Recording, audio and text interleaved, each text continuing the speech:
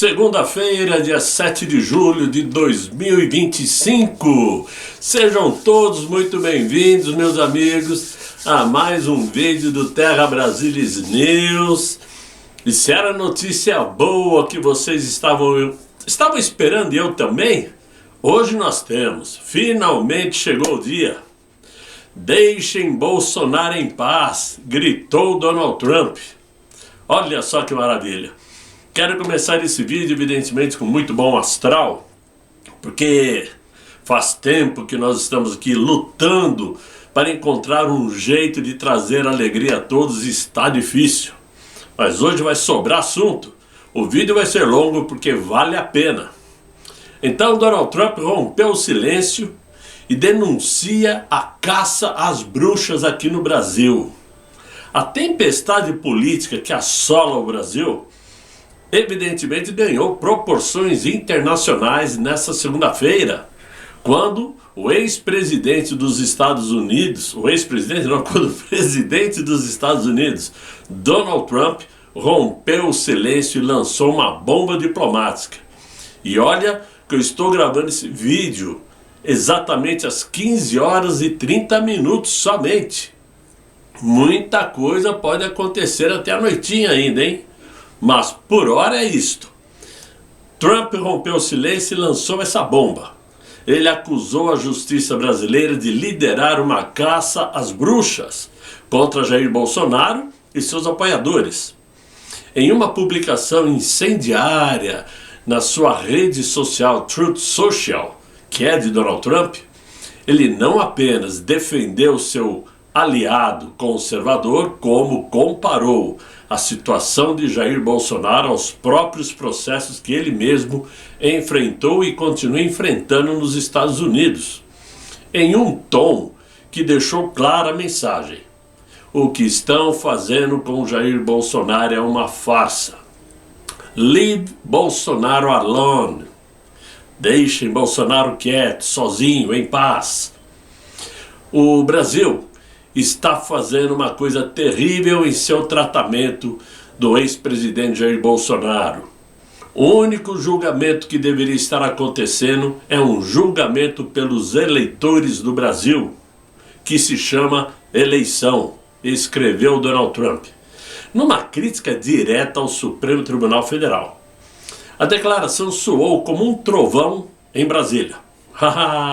Chacoalhou muitas moitas, onde muita gente fica escondida, né? Ao acusar abertamente o sistema judiciário brasileiro de perseguição política, Trump internacionaliza a crise e pressiona Washington a agir, lançando dúvidas sobre a imparcialidade das instituições brasileiras. Para Donald Trump, Bolsonaro é mais que um aliado. É um símbolo da resistência conservadora global. Em sua publicação, o republicano chamou o ex-presidente brasileiro de um líder forte que realmente ama seu país e classificou os processos judiciais como um ataque orquestrado contra a direita brasileira. Isto não é nada mais, nada menos do que um ataque a um oponente político. Algo que eu sei muito bem como é, disse Trump. Aconteceu comigo 10 vezes mais. Ouvido aqui pela CNN, o nosso presidente Jair Bolsonaro manifestou-se. Recebi essa manifestação de Donald Trump com alegria. Trump é um grande chefe de Estado, com o qual convivi por 2 anos, sempre defendendo nossas nações e a liberdade, disse ele. E emocionado, evidentemente, né?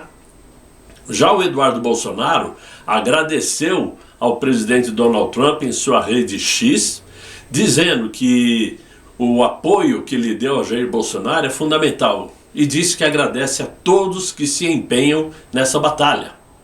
Eduardo pediu ainda para que todos apoiem a nota de Donald Trump na rede social Truth Social e demais redes, né?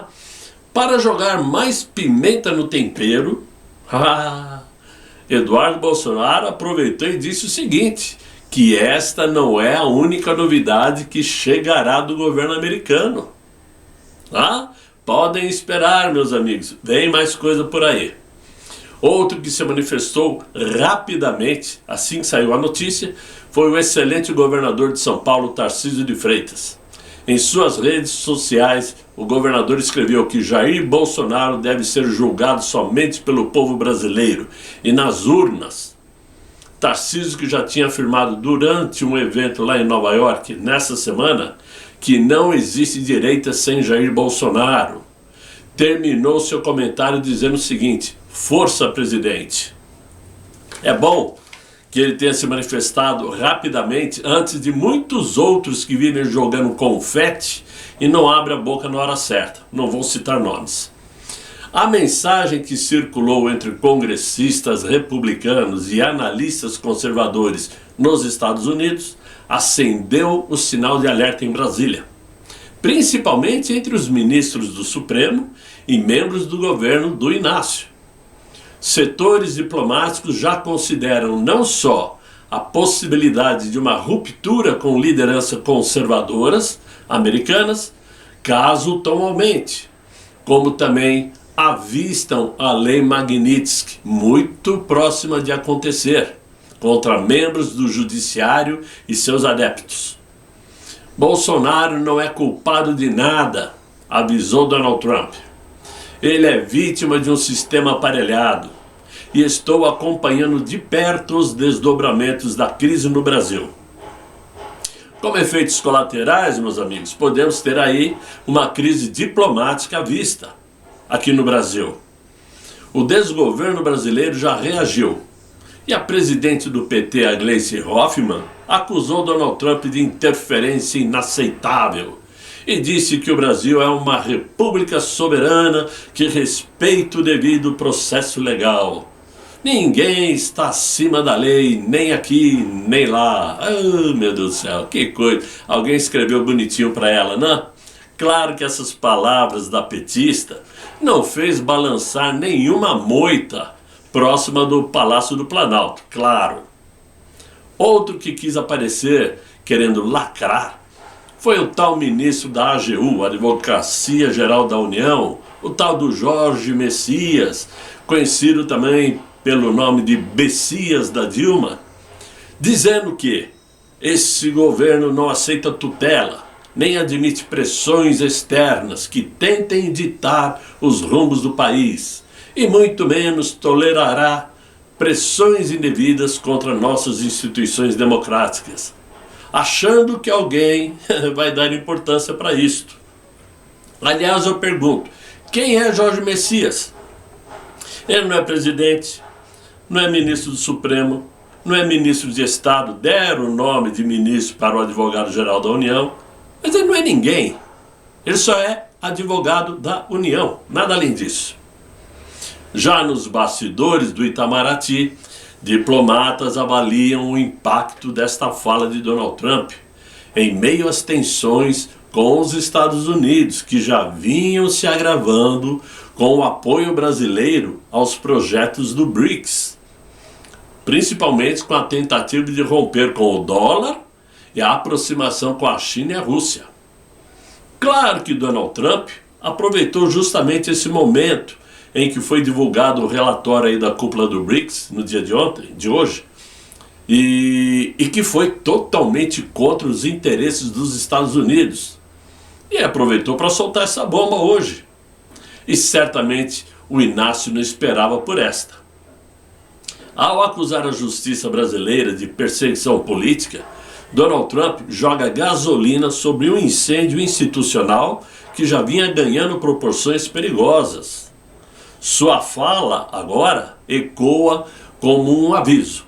A direita global está unida e não vai aceitar calada a que vê como uma perseguição a seus líderes, né? Ou seja, nós não vamos ficar quietos. Vocês acham que pode atacar as lideranças conservadoras e nós vamos ficar aqui quietinho, tocando pianinho? Negativo. Nananina. Bolsonaro, por sua vez, ganhou munição política internacional, justamente no momento em que sua situação judicial vai se agravando.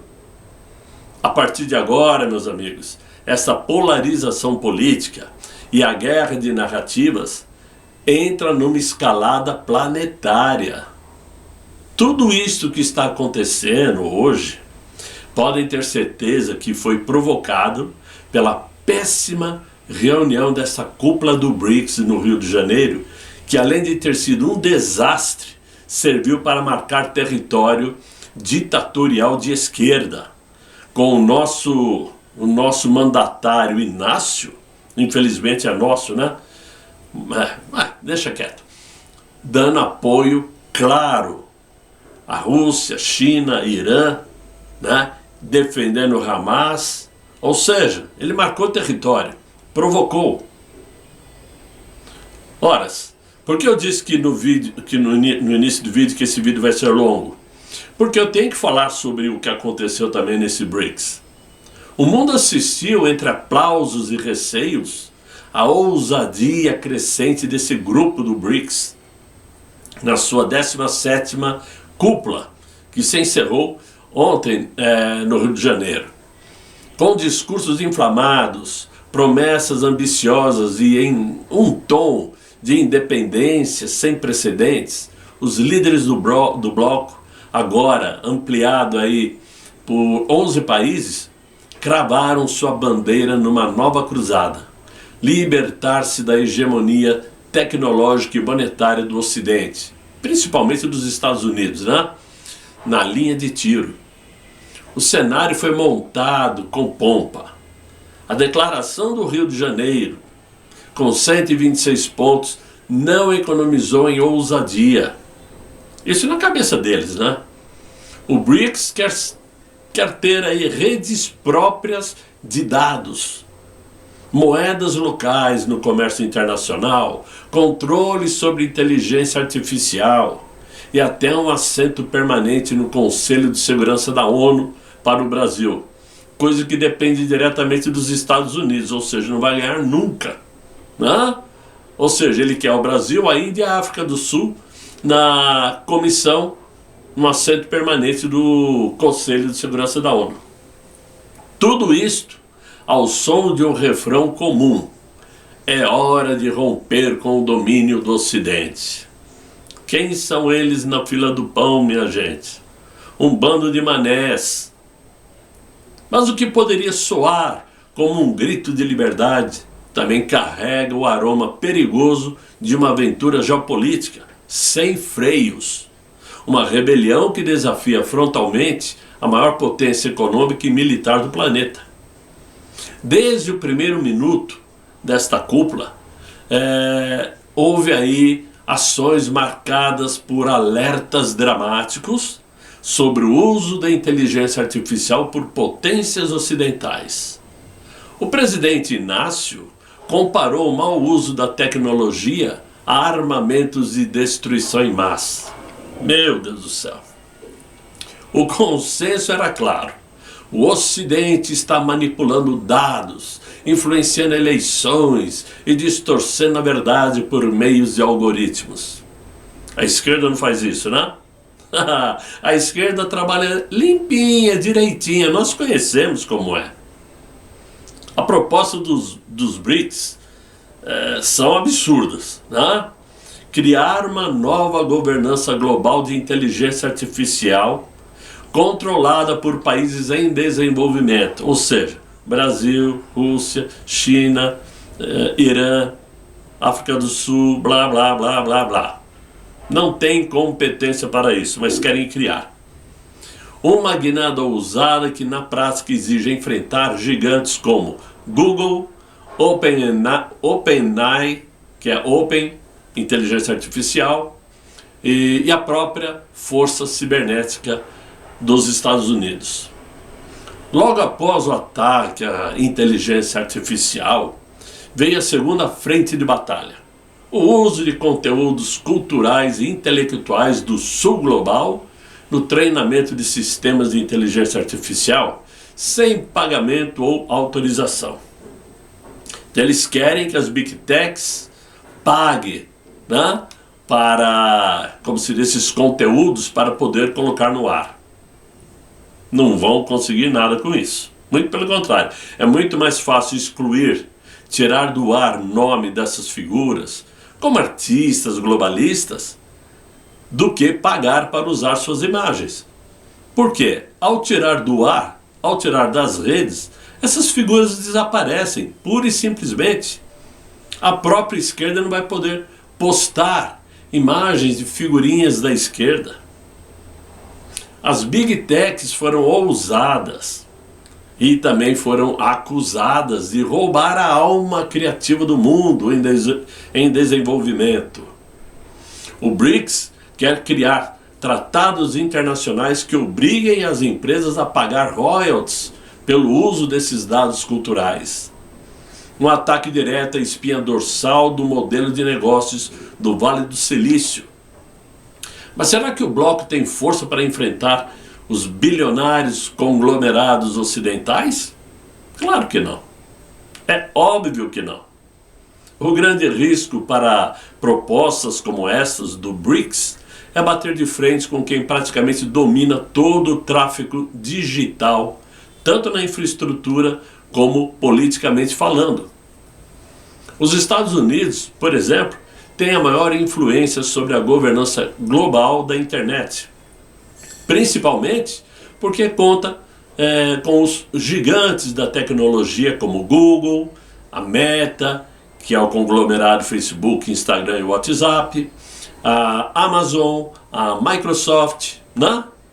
E do lado oriental, melhor dizendo, da Ásia, existe apenas a chinesa Alibaba, ou Alibaba, não sei, Alibaba Cloud, único grande fora do eixo ocidental. Foi no terceiro dia dessa cúpula que o tom se tornou ainda mais desafiador. O BRICS anunciou o início de estudos para construir sua própria rede de cabos submarinos. Meu Deus do céu, que furo na água! Aliás, é na água. Os cabos submarinos é no fundo dos oceanos. Um movimento geopolítico silencioso, mas de impacto sísmico. Hoje, 95% dos dados globais viajam por cabos submarinos controlados por empresas e governos do Ocidente. Mais uma vez, de quem? Google, Meta e Amazon, que já investiram mais de 40 bilhões de dólares nesses tentáculos invisíveis. Isso desde 2010, né? São tentáculos que cercam o planeta, incluindo um novo projeto da Meta de mais 40 mil quilômetros que promete construir, que vai literalmente dar volta ao mundo. Imaginem os senhores. E o Brasil aí querendo liderar a construção de cabos submarinos, dependendo da China, obviamente, né? Tudo que o Brasil fala é dependendo da China, que é a única que tem cascalho para tentar uma ousadia dessa. Porém, a China sabe onde colocar o cascalho dela, porque dentro da própria China a situação também é dramática, é drástica. A pobreza lá come solta também, não é? Por sua vez, a China entrou nesse jogo com um projeto de 500 milhões de dólares. Coisa irrisória perto do que os americanos já investiram, né? Que promete conectar a Ásia, todo o Oriente Médio e a Europa.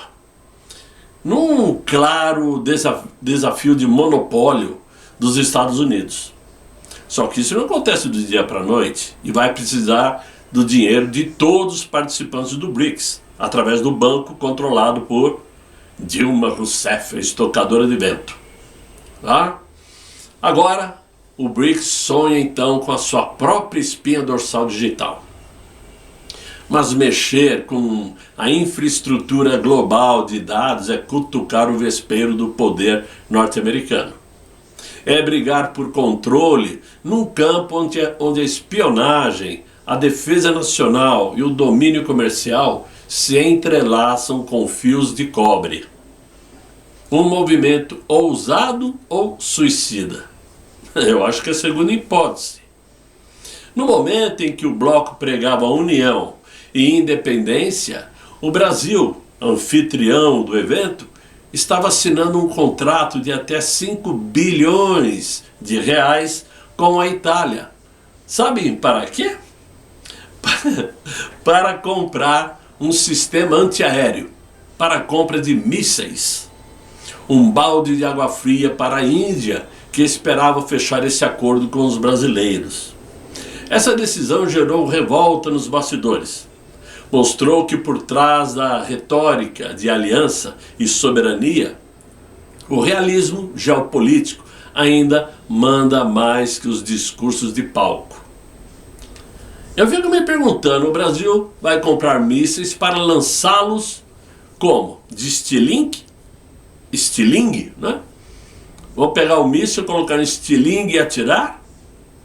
Porque que eu saiba, o Brasil ainda não está preparado com aviões de caças, com aviões para lançamentos de mísseis e principalmente não estão preparados para enfrentar uma guerra. O Brasil não tem um dome de ferro para receber foguete, seja lá de onde for. Ou seja, tem muito que caminhar, tem muito capim para comer, para chegar a uma condição de pensar em comprar mísseis para se defender. Quem é que está pensando em atacar o Brasil, se o Brasil está aliado com todos aqueles que poderiam fazê-lo? Porque não é os Estados Unidos que quer tirar bomba no Brasil, de jeito nenhum. Agora, como não se bastasse enfrentar os Estados Unidos, os próprios aliados do BRICS travam uma guerra fria interna.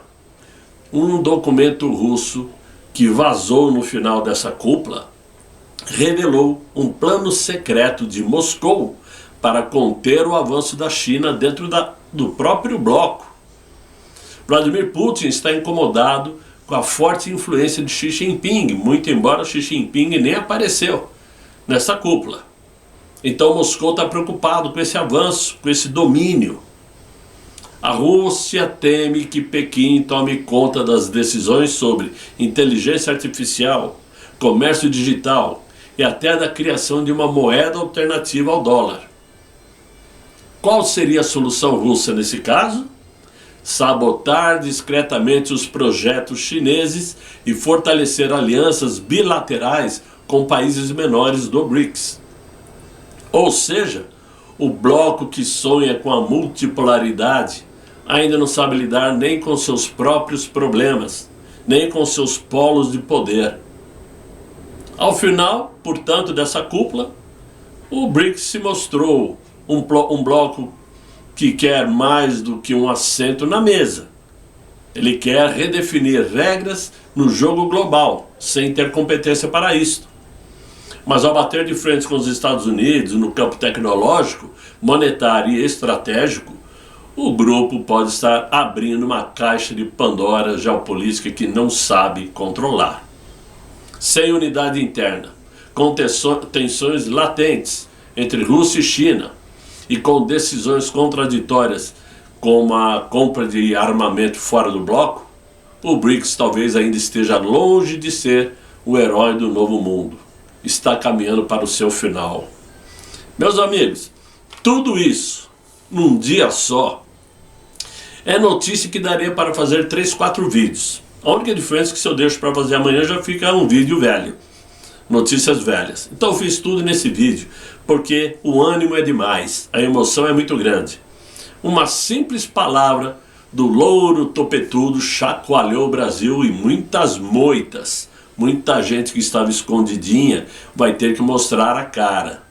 Pela direita até agora, Eduardo Bolsonaro, Flávio Bolsonaro, que também se manifestou, Tarcísio de Freitas, Paulo Figueiredo, até agora, 3h30, quando eu comecei o vídeo, é o que eu tinha encontrado. Tem muita gente aí que aparece nas horas que não precisa, mas quando é necessário fica miudinho. Será que vão se manifestar agora? Diremos no futuro. Por hora, meus amigos, é o que eu tinha para vocês. Espero que vocês tenham gostado desse vídeo. Se gostaram, deixa aí os likes. Se inscreva no canal, chamem seus amigos para apoiar o Terra Brasilis News. Colaborem com o canal quem puder. Ajudem, dê uma força. E eu Espero voltar amanhã com um novo vídeo, se Deus quiser. E Ele há de querer. Fiquem todos muito bem, fiquem com Deus. Tchau, tchau.